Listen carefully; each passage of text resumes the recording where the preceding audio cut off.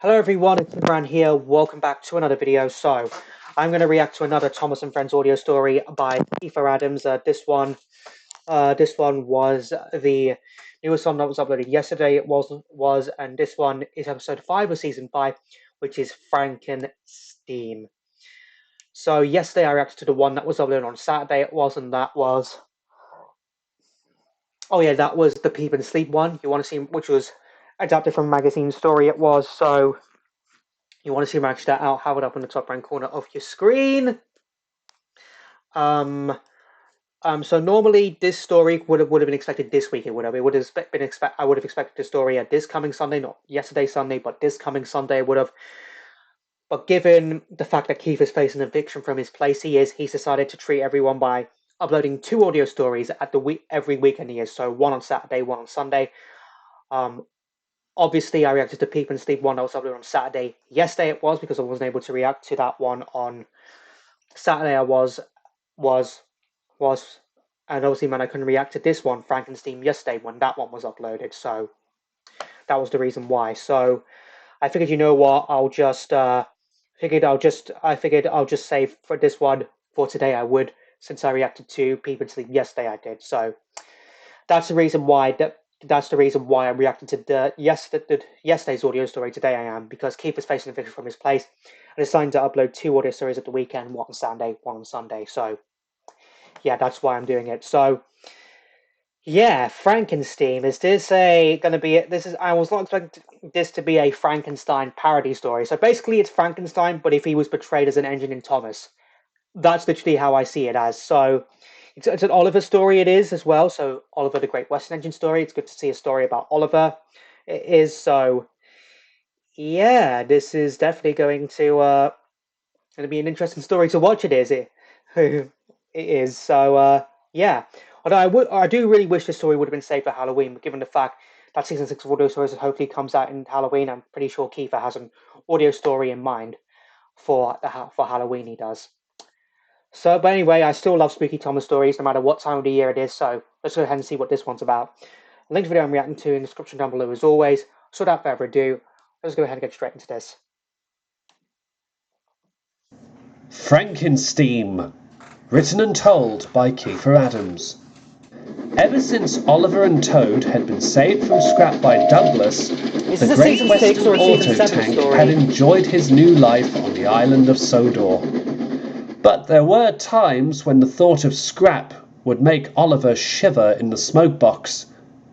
Duck and Toad would be one of a few to keep him company and remind him that now that he was on the Fat Controller's railway, he didn't have anything to worry about. Seeing a scrapyard often made Oliver a little jumpy too. But of course, like many engines, Oliver was mostly afraid of going to the smelters. One summer's evening, Oliver was shunting trucks in the yards near Tidmouth Sheds. He was just marshalling the last of the trucks into place when the Fat Controller arrived. "Good evening, Oliver," he said. "I have a job for you. Edward was supposed to collect some bridge sections for Thomas's branch line at the smelters, but unfortunately he broke down on his way over. So he has to go. Could I ask you to collect them for me instead?" "Yes, sir," said Oliver nervously. "Wonderful. Thank you, Oliver," said the Fat Controller. He turned and walked away. Oliver gulped. "Well, you have to happen sooner or later," he said quietly. "Yep. "Me going to the smelters. I suppose we better get it over with." Oliver finished his shunting and set off for the smelters, wishing that Toad was coming with him. But unfortunately, Douglas had borrowed him to be his brake van on the Little Western.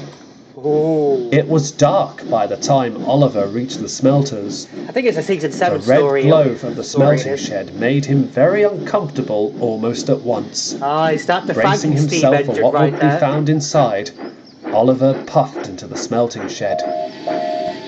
"Hello?" he called. At first, no one replied, until... boom! Harry and Bert, the scrap diesels, leapt out of the darkness, startling Oliver. Poor Oliver. Well, Harry," scowled Bert. Look who it is! It's the little Western Wonder! I thought it would be a matter of time before you arrived, Harry scowled. This'll be more delightful than the fate of Frankenstein. Frankenstein? Asked Oliver. Who on earth is that? Oh, this is a great tale, chuckled Bert. Before Harry and I came here, we knew an engine on the other railway. We nicknamed him Frankenstein. He was a sorry, sad sight. Added Harry. Look at it was him. an engine built entirely out of scrap, mostly a vintage tender, and looking more like a vertical boiler. He ran on for 50 years, Bert continued, and then, when his usefulness had outlasted him, he was made into scrap all over again. Oliver was petrified. Whoa. I don't want to hear another word of this, he cried. He darted out of the smelting shed as fast as he could. The cold laughter of Harry and Bert seemed to follow him as he did. They sound Oliver like ducks was lucky to find do. the bridge sections for Thomas's branch line, but he was rather shaken up. I can see why no one likes those diesels, he shuddered. Well, they always try to scare you. Oliver noticed something that gave him an idea. In the corner of the scrapyard, tilted to its side, was an old tender, and next to it was an old stovepipe chimney. Ooh. This gave Oliver an idea. He's going to scare them. Driver, he asked, how long until we're due to leave? I'd say half an hour's tops, replied the driver. Why? Oliver quickly explained his plan. Before long, some workmen were called over, and Oliver explained what he wanted. He chuckled to himself as his little creation started to come to life. By this point, Harry and Bert had finished their work for the evening. They rolled into the sheds, delighted at their tauntings to Oliver. It's a shame that Bluebell chap didn't come back, said Harry. Make that 2 escapees that would have suffered, Bert agreed. Harry was just about to make another comment when he noticed that Bert had gone pale. What's the matter with you? He asked. It's Frankenstein, Bert or is didn't it? reply. His mouth had gaped open. Here, I'm talking to you, Harry snapped. Look, Harry, look, Bert stuttered when he finally found his voice. Harry slowly looked over. The 2 diesels could make out a square shape with a funnel on top, billowing steam in all directions. Yeah, there it is, Oliver's prank right there. It can't be, gasped Harry. It is, wailed Bert. It's Frankenstein.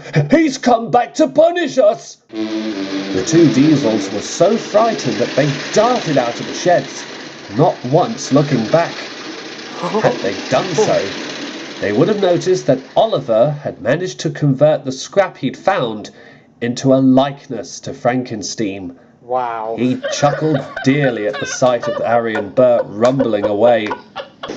Before long, Oliver returned the scrap to its rightful place and collected the bridge sections. As he left the smelters, Oliver was pleased to have no more trouble. Dawn was just breaking when Oliver arrived on Thomas's branch line with the sections.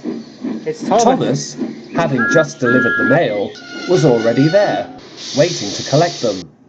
Good morning, Oliver, he said. You're in a good mood. I certainly am, replied Oliver, and he explained everything. Good on you, Oliver, chuckled Thomas. It's about time those diesels were taught a lesson. Let's hope they won't cause me any more trouble, said Oliver. Thomas collected the bridge sections and headed back to his branch line. When the Fat Controller came to the smelters later that day, he was surprised to find Harry and Bert rather skittish. When they told him what had happened, the Fat Controller didn't seem to believe them. Oliver no longer has any problems going to the smelters now. Harry and Bert have wisely decided not to cause him any grief. But they both wonder one thing. If Oliver came back to the smelters any time soon, how far behind him was Frankenstein? I know Oliver could be using that tender right there to scare them right there, but wow. I was not expecting a Frankenstein parody story in the world of Thomas right there. I literally was not expecting that whatsoever. And him to be given the name Frankenstein makes sense given the fact he was a steam engine, but Harry and Bert got instant karma right there, where Oliver decided to use the story to his advantage right there. That is legendary when a character is able to use a story to their advantage right there.